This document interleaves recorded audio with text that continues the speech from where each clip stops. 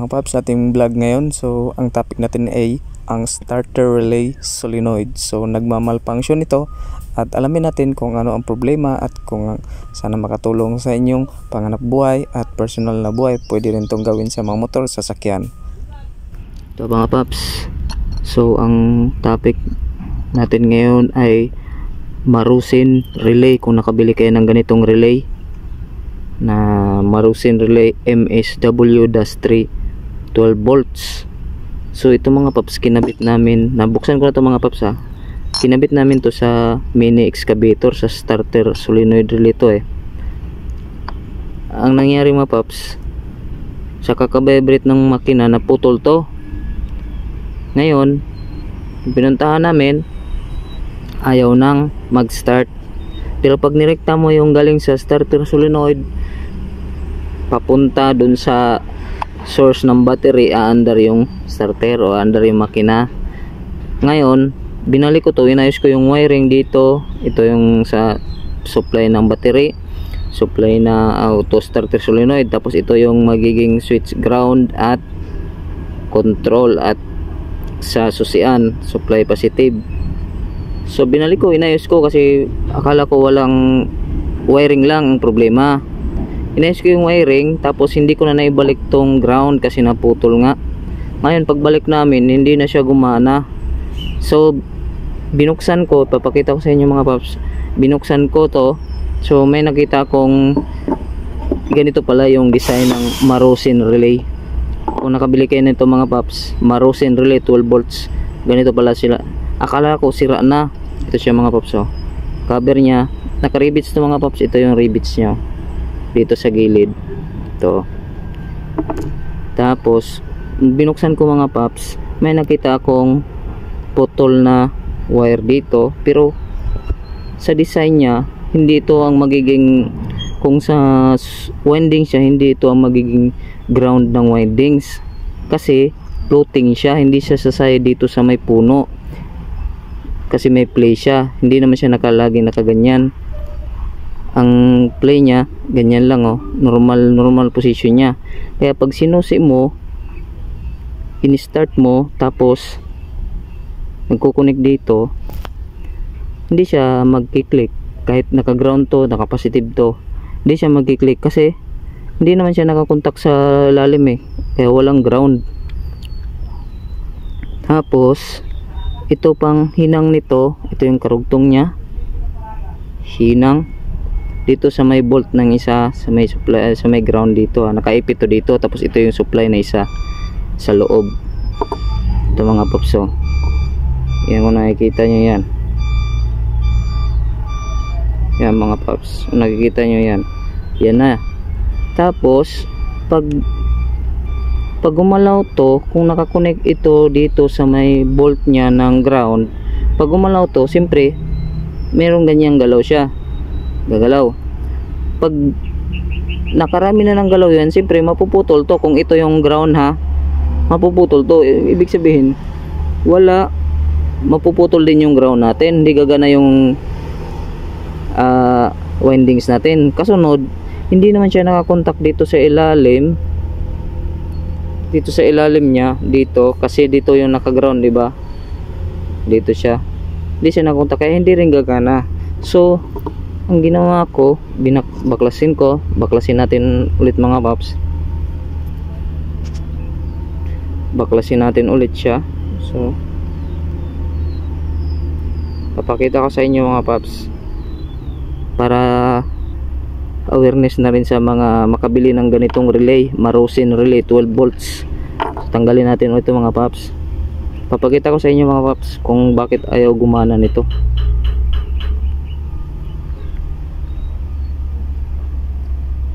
Bagong bago to mga paps, oh, kitang kita naman, konti pa yung dumi, hindi pa siya naligo ng alikabok sa site.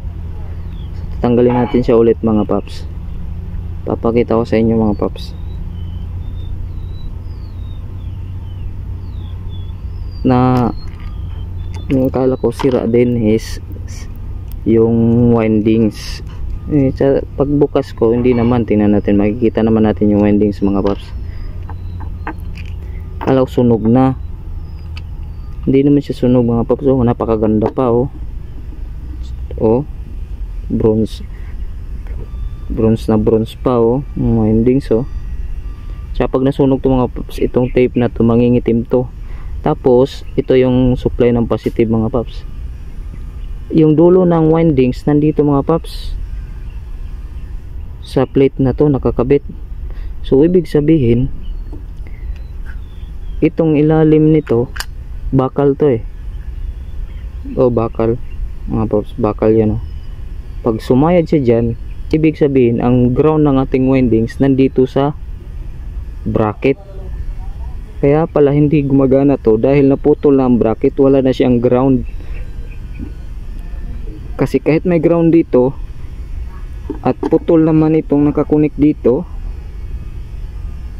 tapos hindi pa siya sasayad dito sa may point na to, hindi siya sasayad kasi may spring siya. Babalik ang normal position niya, normally open. Pag nag start ka ng susian, saka siya didikit, saka siya magkakaroon dito, kaya hindi gagana. So ang gawin mga paps, itong wire itong bolt na to sa isa, magkukonek tayo ng wire galing dito sa taas, palulusutin natin dito sa butas na to, papunta dito sa likod dito, para gumana to. So ang gagawin natin mga paps, lalagyan natin ng wire yung ground papunta dito para gumana tong relay. So babaklasin natin ulit kasi binuo ko na ito mga paps. Tanggalin natin ulit. Sana makatulong sa mga marusin relay na nabili tapos hindi na gumana. Sana makatulong tong video na to sa inyo, kasi 200 plus din yata to pag binili sa nakita ko sa Shopee ang price nito 200 plus. Yung ko lang kung magkano nabili ng visor namin to. So nabili lang din niya ito sa bayan pa, malayo pa, 28 km pa. So lalagyan natin siya ng wire papunta dito mga paps. Maganda sana yung hinang kasi wala akong panghinang dito sa site, nandun sa barracks namin, kaya iipitin ko na lang siya mga paps.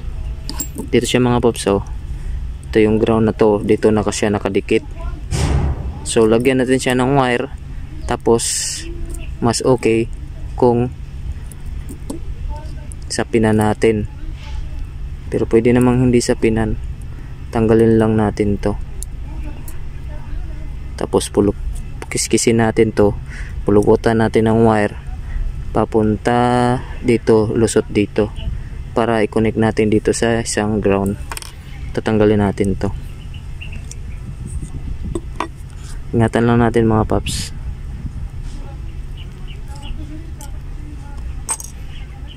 Tapos tanggalin natin to dahil ito yung nagiging ground, para hindi na magka-ground, para yung terminal dun sa labas kahit positive negative pwede mag-connect. Alisin natin to, tapos hindi na natin nadadaan dito. Nag-vlog ko birds? Ha? Nag-vlog ko. Ha? Nag-vlog. Inog na to.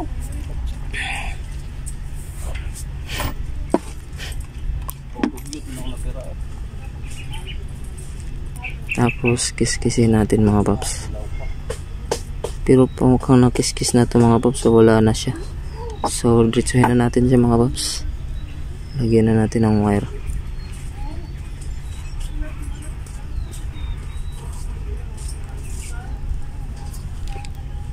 I'll take you forever, anyone else but you.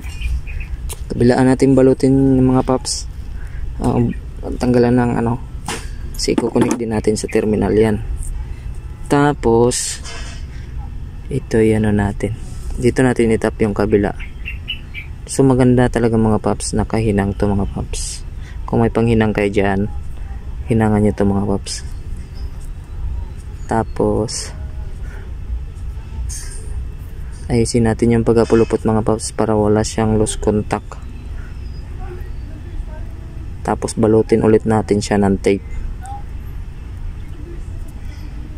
itong side na to para mapunta natin siya dito. Ito yung sinasabi ko mga paps. Diyan. Ito, balutin natin to. So hindi ako electrician mga paps, mekaniko ako sa isang kumpanya dito sa Pinas, pero ginagawa ko to dahil wala kaming electrician mga paps, nag-abroad na, nasa Australia niya, kaya ako muna ang gagawa kahit paano makatulong. Kahit dito ay tinutulungan ng kumpanya, basta may sahod, maayos naman ang pasahod, ayos lang. Ito balutin natin mga paps para hindi siya sumaya dito, kasi ito yung guard niya para iwas sayad.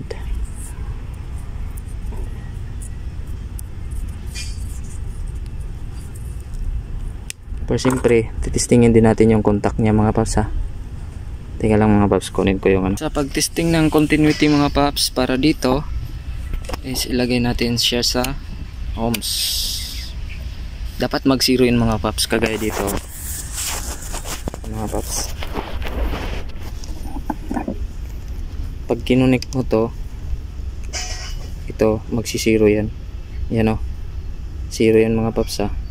Kapag dapat pag kinunik to, 0 din, para confirm na okay na yung contact. Connect na natin mga paps. Yun mga paps, okay na yan, solve na yan.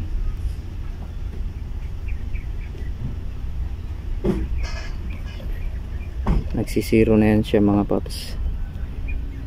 Yan mga paps oh, kita nyo yun oh, okay na yung mga paps. Ayusin na natin, balik natin.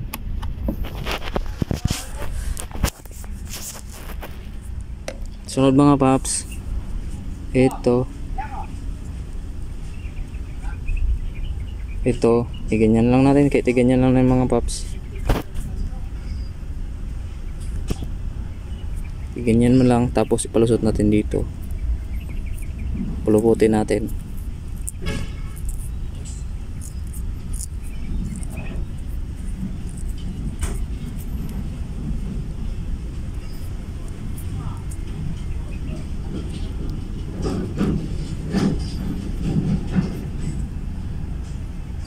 Kasi ito yung i-connect natin sa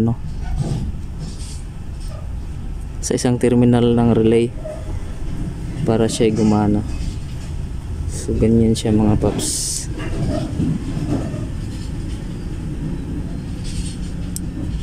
Ganyan siya. So sa uli natin, maiksi pala siya ng konti mga paps. Dito natin idaan sa kabila.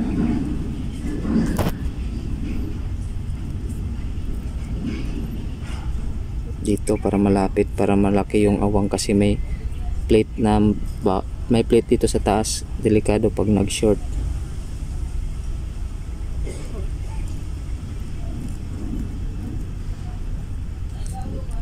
Yan, ilusot natin yan mga paps. Ganyan dapat mga paps. Tapos kabit natin to, ganyan siya mga paps. May bakal pa. Yan. Tapos ito. Yan, goods na yan mga paps. Pwede na natin tong isauli sa housing. Ito mga paps, guide nya to. Dito may kanal din oh. Pasok lang dyan. Tapos ito pati ito mga paps, cover. Ayan mga paps, tapat nyo lang dyan. Pero dapat ma-shoot siya mga paps ha? Hindi siya tutukod dyan oh. Yan, para pag uminit hindi siya mag-short.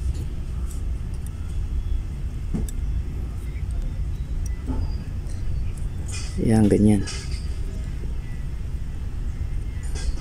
tapat sa tapat. Ayan, ganyan mga paps. Kasi papaganahin natin ito mga paps, kawawa naman yung visor namin. Wala kasi siyang electrician eh. Kawawa naman.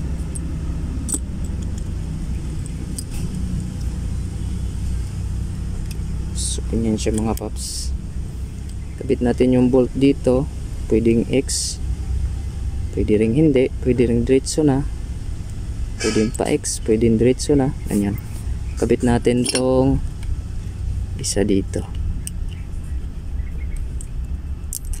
Kahit saan mga paps ha, pwede yan. Baliktaran yan. Itong endings, diretso na to mga paps. Goods na to. Kabit nyo lang to. Gagana na to mga paps.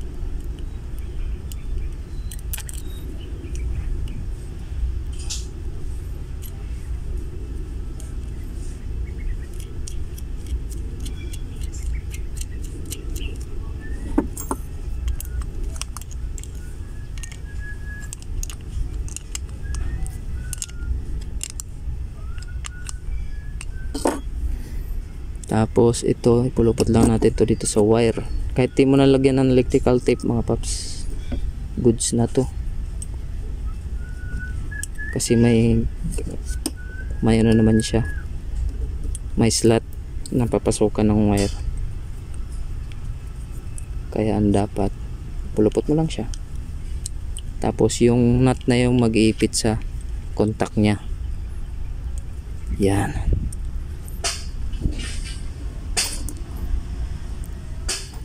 Tapos ganyan natin. Ganyan siya mga paps.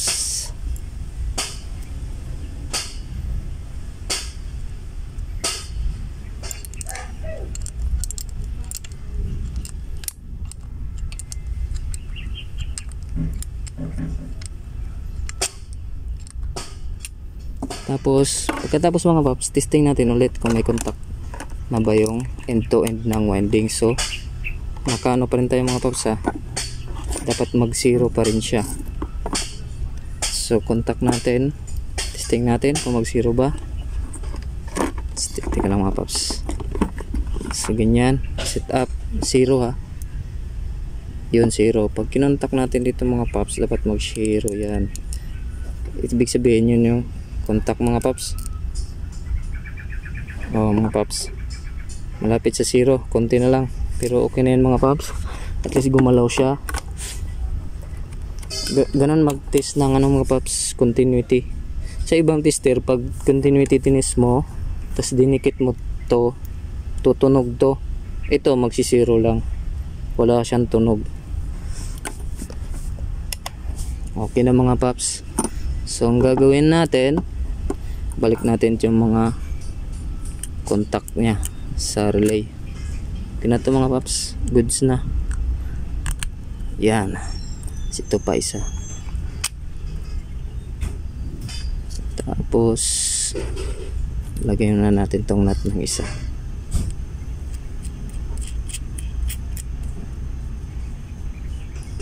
Tapos lagyan natin tong washer.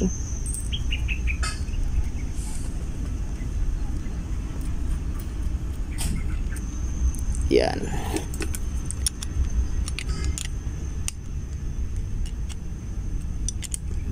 Ipitin natin mga paps para wala siyang galaw. So, sige na to. Marusen starter relay.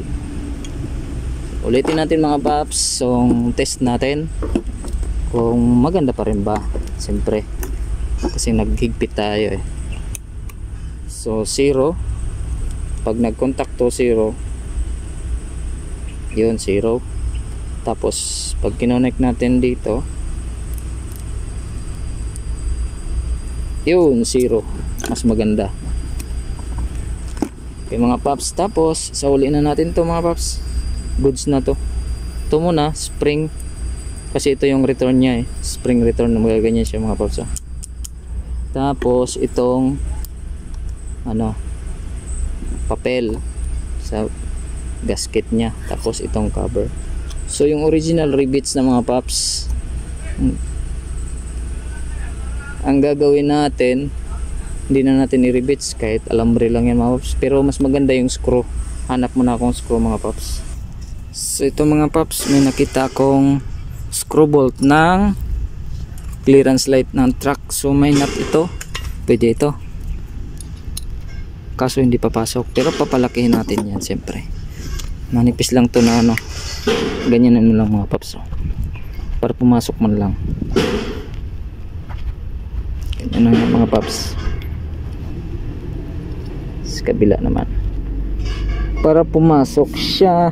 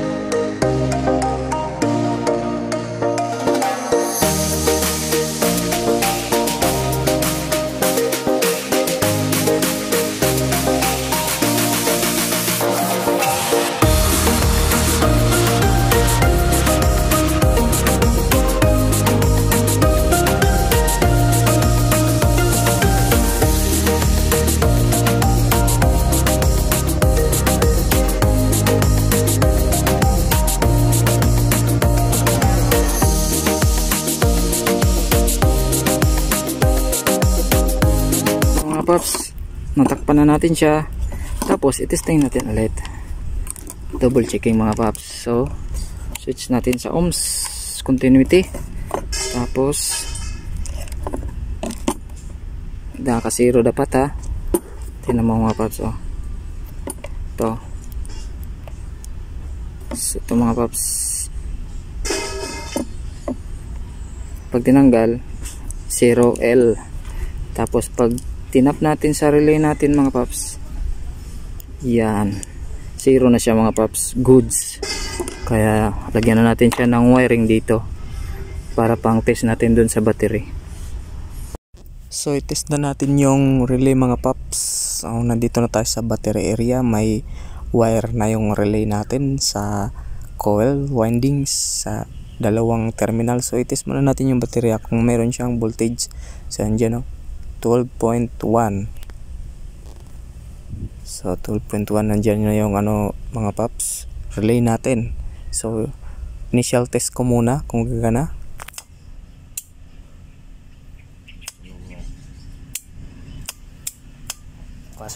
Ayos na mga paps, gumana na yung relay natin ngayon. I-test, gamitan naman natin siya ng tester kung meron siyang continuity sa output ng ating dalawang relay terminal, yung malaking terminal sa gilid. So yung continuity, ayan, ginagamitan ko 0. Yan, 0 siya. So sa pagtest mga paps, kailangan yung dalawang wire ng relay na sa coil windings nakatap yan bago natin itest yung dalawang wiring. Tinap ko yun, 0 yung dalawang mga paps, ibig sabihin gumagana yung contact sa ating relay. Yan mga paps, yun mga paps, gumagana siya, ibig sabihin ayos na yung relay natin. Yung ganun ang pagtest ng relay mga paps, para confirm na operational na. Okay mga paps, kabit na natin. Ito naman yung backhoe ng mga paps, yung kakabitan na 55U na success hit touch ito mga paps, na maliit itong backhoe na ito mga paps. Ito siya, maliit siyang backhoe. So nandito ako sa site nito mga paps. So nandito yung mga wiring ng starter relay. Yan yan yung galing sa susian. Yung isa, yun yung ground. Tapos itong dalawang red tsaka white, yun yung sa galing sa battery at sa starter solenoid. At nandito yung starter solenoid natin mga paps, ikakabit na natin. Bawat wiring yan, dalawa na yan sa malalaking wire. Tapos yung maliliit dyan sa maliit din na wire, tig-isa sila ang na terminal. para sa coil. So, ganyan siya mga paps pag wiring. Ikakabit ko na mga paps So ito na siya mga paps. Ganito ang connection mga paps Start natin yan mga paps. Double check tayo sa wiring mga paps. Yan, double check tayo sa wiring. Silipin natin sa loob. So yung maiksi, yung positive, nakapasok doon. Galing yan sa susian mga paps. Tig-isa sila. Tapos yung dalawa sa gilid, tig-isa din sila. So i-connect na natin yung battery terminal mga paps para i-start natin yung machine.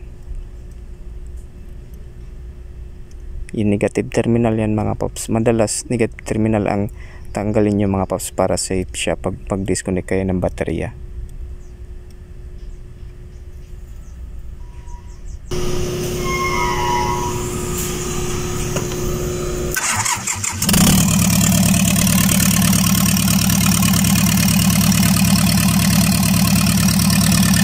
Mga paps, ang pag-repair ko sa Marusin relay at mga connection nito, i-isolate na lang ng maigi para hindi mag-short at sana may natutunan tayo sa aking munting video.